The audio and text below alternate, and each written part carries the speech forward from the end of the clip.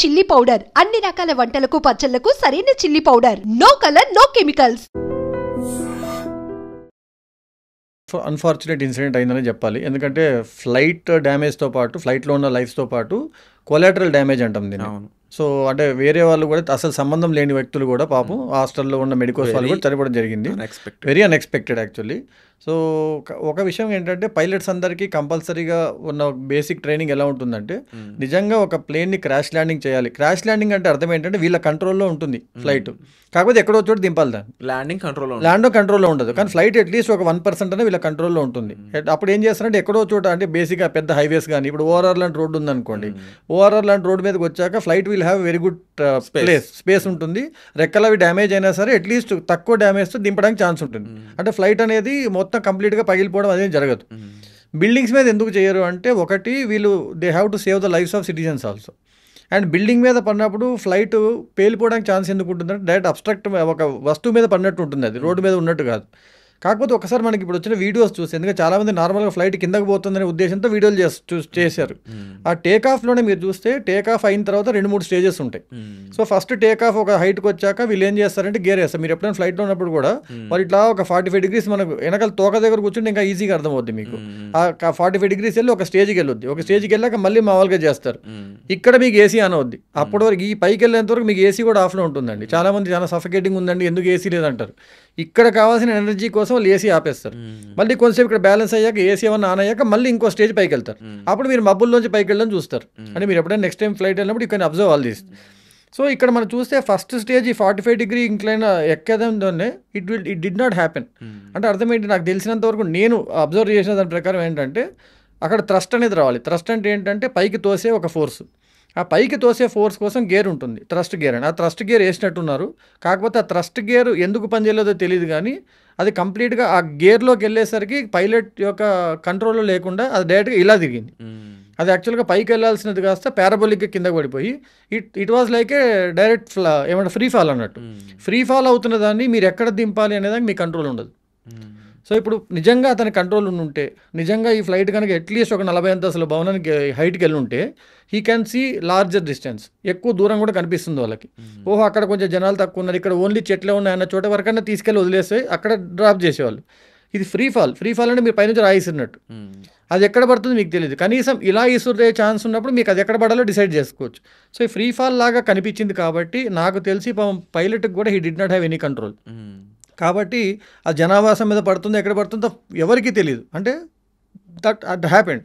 అది జరిగింది కూడా ఏంటి, విత్ ఇన్ క్షణాల్లో జరిగిపోయింది. అప్పటికి ఆయన మేడే అని చెప్పాడు, తర్వాత ఇమీడియట్గా 1-2 minutesకి ఏటీసీ నుంచి కనెక్షన్ పోయింది, ఎందుకంటే అప్పటికే యాక్సిడెంట్ జరిగిపోయింది. యూజువల్లీ కమాండింగ్ ఆఫీస్, ఏటీసీ ఇవన్నీ కూడా వాళ్ళకి ఎంతవరకు ఫ్లైట్ మీద కంట్రోల్ ఉంటుందంటారు? Just or only for guiding ఏనా? అంటే బేసిక్ ఏంటంటే టేక్ ఆఫ్ చేయక ముందు కొన్ని 10s and 100s of checks జరుగుతాయి.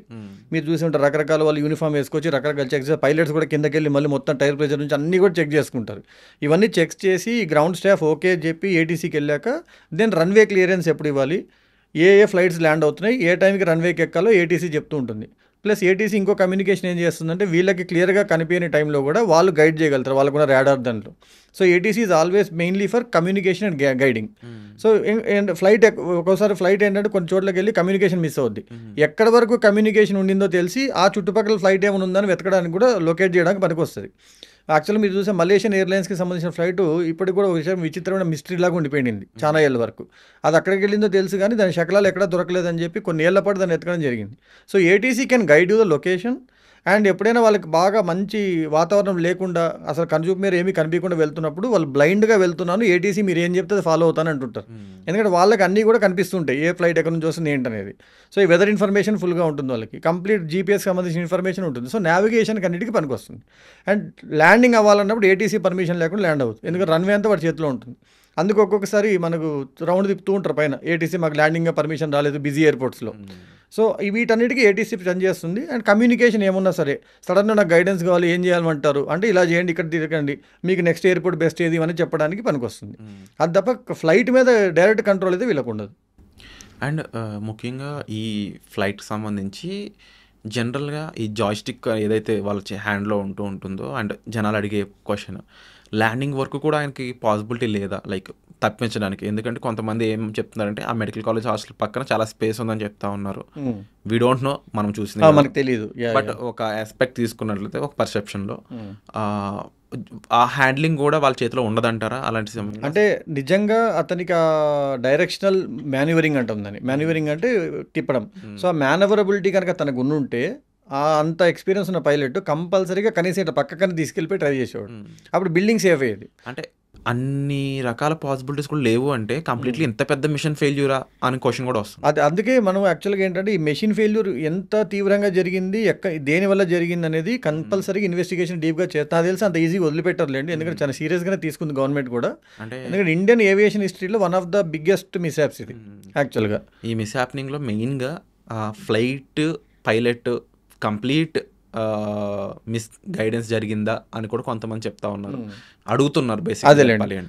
అంటే పైలట్ దాన్ని కంట్రోల్ చేయలేడు అంటే ఆ మిషన్ ఎన్ని రకాలుగా ఫెయిల్ అయి ఉంటుంది. హ్యాండ్లింగ్స్, ఇంజన్ అండ్ ఈవెన్ కొంతమంది ఫ్యూయల్ పరంగా కూడా కొన్ని చెప్తా ఉన్నారు. అవును, ఆ ఫ్యూల్ ఏంటంటే ఇప్పుడు 9 hours to 10 hours జర్నీ వెళ్ళాలన్నప్పుడు వాళ్ళు కంపల్సరీగా ఫుల్ ట్యాంక్ పెట్టుకుంటారు. సో ఆ ఫ్యూల్ ఉండడం వల్ల ఏమైంది అంటే కూలిపోవడం కాదు, కూలిపోయినప్పుడు పేలడానికి అది హెల్ప్ చేసి. ఇప్పుడు అదే ఒక 80% జర్నీ చేసేసిన ఫ్లైట్ ఉంటే దాంట్లో లాస్ట్ 20% ఫ్యూల్ ఉండేది. అంత ఇమీడియట్గా అంత పెద్ద పేలుడు జరిగేది కాదు. సో ఫ్యూయల్ ఆస్పెక్ట్ అది పెద్దగా పేలుడు జరగడానికి ఫ్యూయల్ ఆస్పెక్ట్. రెండవది మీరు అన్నట్టు నిజంగా పైలట్కి మెషిన్తో కనుక డిస్కనెక్షన్ జరిగిపోతే, అంటే మీరు బండి నడుపుతున్నారు కానీ గేర్లు మీ చేతిలో లేవు, బ్రేక్ పడట్లేదు, అప్పుడు ఏమవుద్ది, మీరు ఎంత తిప్పినా మీకు స్టీరింగ్ కంట్రోల్ కూడా లేదనుకోండి, మీరు ఇంకెక్కడ పడితే అక్కడ పడితే దేవుడా అని చెప్పి వదిలేస్తారు. కానీ అట్లీస్ట్ మీరు రోడ్డు మీద ఉన్నారు. ఈయన పాపం మిడ్ ఎయిర్లో ఉన్నాడు. మిడ్ ఎయిర్ అనేది కూడా మరీ ఎక్కువ దూరం లేదు. నిజంగా ఒక 400 feet 500 feet అబోవ్ ఉంటే బాబు ప్యాసింజర్ అప్పుడు 5 నిమిషాలు పడుతుంది కింద రావడానికి. బాబు ఒక 5 minutes మనం కూలిపోతున్నాం, మీరు అందరూ రెడీగా ఉండండి, అవసరమైతే ఎమర్జెన్సీ అన్ను దూకేయండి అని చెప్పడానికి ఛాన్స్ ఉంటుంది. ఇక్కడ జరిగిందే 2-3 seconds 2-3 minutes లోపల జరిగిపోయింది కాబట్టి by the time he understands what happened it went. And that మీరు అన్నట్టు అక్కడ ఓపెన్ స్పేస్ ఉండుంటే కొంచెం పైలట్కి ఇంకొంచెం టైం దొరికేది. అట్లీస్ట్ ఇట్లా జారుకుంటూ పోయి అది కూడా లేదు, ఎందుకంటే డైరెక్ట్ ఫ్రీ ఫాల్ అయినట్టు అయింది. లేదంటే డైరెక్ట్గా ఇట్లా కిందకి వెళ్ళిపోతూ బిల్డింగ్లో దూరిపోయింది. మీరు చూస్తే బిల్డింగ్లోకి చొచ్చుకొని పోయింది అది. సో ఆ బిల్డింగ్ అడ్డం రావడం అనేది ఫ్లైట్కి ఇబ్బంది అయింది యాక్చువల్లీ స్పీకింగ్. అండ్ పాపం బిల్డింగ్లో ఉన్న వాళ్ళకి ఏమీ తెలియని వాళ్ళు కూడా దానివల్ల చనిపోవడం జరిగింది. అంటే అబ్జర్వ్ చేస్తే అక్కడ మెడికల్ కాలేజ్ హాస్టల్లో ఇంకా ఫుడ్ తెచ్చుకుని ప్లేట్స్ మీద ఫుడ్ పెట్టుకొని ఉన్నారు. అవునండి, ఎందుకంటే ఆఫ్టర్నూన్ టైం కాబట్టి పాపం వాళ్ళందరూ ఏదో డ్యూటీస్ లేదా క్లాసెస్ అయి చేస్తుంటారు. అంటే చాలా మంది రిలాక్సేషన్ టైం అది, లీజర్గా భోజనం చేద్దాం అన్నట్టు. అంటే స్పెసిఫిక్గా కొంతమంది జర్నలిస్టులు కూడా మెన్షన్ చేస్తుంది ఏంటంటే ఒక మనిషి లేక ఇద్దరు మనుషులు తప్పిద్దాం ఈ 100 ప్రాణాలు బలికొంది, ఆ ఇద్దరు ఎవరై ఉంటారో లేదా ఆ ఒక్కరు ఎవరై ఉంటారో అన్నట్టు కొన్ని విశ్లేషణలు కొన్ని న్యూస్ ఆర్టికల్స్ వస్తూ ఉన్నాయి. Definitely there will be one person would be the reason behind this అని అంటే మీరేం చెప్తారు? నన్ను అడిగితే ఇప్పుడు we're too early to speculate అంటాను నేను. చాలా పాసిబిలిటీస్ ఉన్నాయి.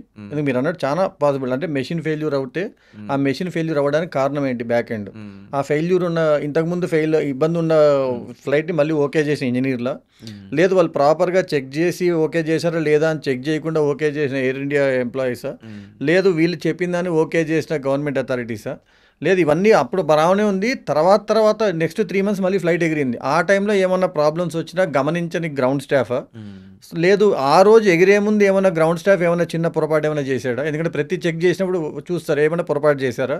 సో ఇన్ని ఆస్పెక్ట్స్ ఉన్నాయి. ఇంకోటి మనకి కొత్తగా నేషనల్ మీడియా వాళ్ళు ఇప్పుడు అక్కడ గ్రౌండ్ డ్యూటీస్ అని టర్కీ వాళ్ళు చేస్తున్నారు, ఇండియాకి టర్కీకి పడట్లేదు కాబట్టి టర్కీ వాళ్ళే కావాలని ఇది చేశారు అనేది చెప్పారు. కానీ అంత దూరం స్పెక్యులేషన్ అయితే నేను చేయనండి, ఎందుకంటే ఇప్పుడు అసలే వాళ్ళు Turkish company they want to renew the order, మళ్ళీ ఇండియాతో పనిచేయాలని చేస్తున్న టైంలో ఇలాంటి పిచ్చి పని వాళ్ళు చేయరు. కాబట్టి అలాంటి స్పెక్యులేషన్స్కి వెళ్లకుండా ఇవైతే మెకానికల్ ఫెయిల్యూర్ అయి ఉండొచ్చు. ఆ మెకానికల్ ఫెయిల్యూర్కి కారణం ఎవరు, ఆ ఇంజనీర్సా లేకపోతే ఎంప్లాయీసా లేకపోతే అథారిటీసా లేదు గ్రౌండ్ స్టాఫా. అండ్ ఆ ఫెయిల్యూర్ అయిన తర్వాత అసలు పైలట్కి నిజంగా కంట్రోల్ లేకుండా పోతే అది చాలా పెద్ద మెకానికల్ ఫెయిల్యూర్. అది అంటే air travel is much sensible then road travel and water travel అని చెప్పేసి ఒక నానుడి ఉంది. అంటే దాని ప్రకారం చూసుకుంటే ఇంత సెన్సిబుల్ ట్రావెల్లో ఆ మిషన్ కానీ లేకపోతే దానికి ఉండే ఆ ఫంక్షనాలిటీ కానీ చాలా ఎఫెక్టివ్గా ఉండాలని చెప్పేసి. బట్ ఇలాంటి కేసెస్లో ఒక ప్లేన్ ఏదైతే ఆల్రెడీ కొన్ని ఇష్యూస్ వచ్చి ఉన్నాయో, కొన్నిసార్లు ఫెయిల్ అయ్యి ఉందో, అలాంటి ప్లేన్ మళ్ళీ రన్వే మీదకి తీసుకురావడం ఎంతవరకు కరెక్ట్? అది జనాల ప్రాణాలతో గేమ్ ఆడుతున్నట్టు కాదంటారు. ఒక రకంగా చూస్తే స్ట్రిక్ట్గా ఆలోచిస్తే కొన్ని కంట్రీస్లో దాన్ని ఎలో చేయకపోవచ్చు. సరే మరి మన దగ్గర ఎందుకు ఎలో చేశారు అక్కడే నేను ఎయిర్ ఇండియా డైరెక్ట్గా క్వశ్చన్ అడిగేది ఏంటంటే ఏ ప్రాతిపదికన ఈ ఫ్లైట్ మళ్ళీ సేఫ్ అని మీరు దాన్ని గాల్లోకి ఏరడానికి పర్మిషన్ ఇచ్చారు? ఇది నేనే కాదండి, భారతీయులందరికీ ఎయిర్ ఇండియా ఆర్ ఎవరైతే రిపేర్ చేసే ఇంజనీర్స్ ఉన్నారో బోయింగ్ వాళ్ళు కంపల్సరీగా ఆన్సర్ చెప్పాల్సిందే అని మనం అడగాల్సిందే. ఇప్పుడు యుఎస్ సెనేటర్ ఎంత ఓపెన్గా అయితే బోయింగ్ సీఈఓని కూర్చోబెట్టి అడిగారో మనం కూడా కంపల్సరీగా బోయింగ్ సీఈఓని ఇన్ కేస్ తెప్పించి మన సుప్రీంకోర్టు దగ్గర సుప్రీంకోర్టు జడ్జిల ముందు కూర్చోబెట్టి you have to question him అంటే what is the authority with which you okayed the airport ఈ ఫ్లైట్ని మీరు ఏ అథారిటీతో ఓకే చేశారు?